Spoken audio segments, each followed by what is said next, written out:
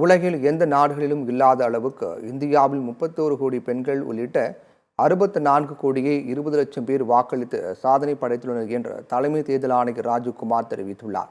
மக்களவைத் தேர்தல் வாக்கு எண்ணிக்கை நாளை நடைபெறவுள்ள நிலையில் டெல்லியில் தேர்தல் ஆணையர்கள் செய்தியாளர்களை சந்தித்தனர். பாஜக, காங்கிரஸ் தேர்தல் ஆணையத்தில் மனு அளித்த நிலையில் தேர்தல் ஆணையர்கள் விளக்கம் அளித்தனர். மேலும் வாக்கு எண்ணிக்கைக்காக மேற்கொள்ளப்பட்டுள்ள ஏற்பாடுகள் குறித்து விளக்கம் அளித்தனர். அப்போது தேர்தலில் வாக்களித்த வாக்காளர்களுக்காக தேர்தல் ஆணையர்கள் எழுந்து நின்று கைத்தட்டினர். Larger than the 2019 elections, both the total and the women voters. So this we feel is the moment that we must cherish, we must celebrate, and we want to give them a standing ovation to all our voters by this.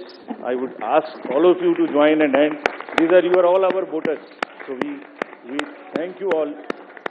We salute all our voters, all our women voters who have really come and voted in this election.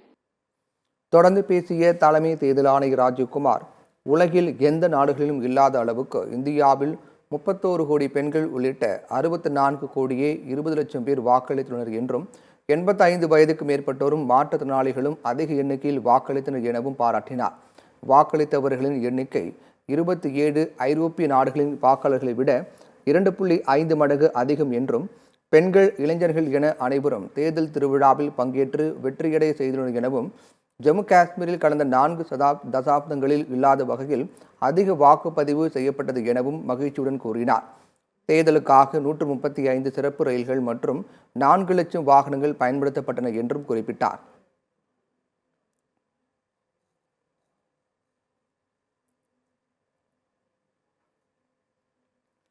தேர்தல் மற்றும் பாதுகாப்பு பணியில் 1.5 கோடி பேர் ஈடுபட்டுள்ளதாக தெரிவித்த தலைமை தேர்தல் ஆணையர் ராஜீவ்குமார், மக்களவைத் தேர்தலில் தேர்தல் ஆணைய செயல்பாடுகள் தொடர்பான வீடியோவை வெளியிட்டார். மலை பிரதேசங்களுக்கு சென்று பல்வேறு சிரமங்களை சந்தித்து தேர்தல் ஆணையம் பணியாற்றியது எனவும் அவர் குறிப்பிட்டார். करेंगे फिर आगे मंजूर है इल्जाम तो लगाओ मगर प्लीज आस्क योर क्वेश्चन. पूरा डाटा परसेंटेज में दिख रहा था, एसी का पूरा डाटा परसेंटेज में दिख रहा था. उनको टोटल देखिए कौन पीछे किसको कितने, क्या उसको डिक्लेयर करने में कोई परेशानी है? क्योंकि विपक्ष इसी पर सवाल उठा रहा है कि वो बात. 2 प्रश्न पूछे आप लोगों ने कि हम आरोपों को नहीं रोक पाए. किसने पूछा था आरोपों को नहीं रोक पाए? आपने पूछा था.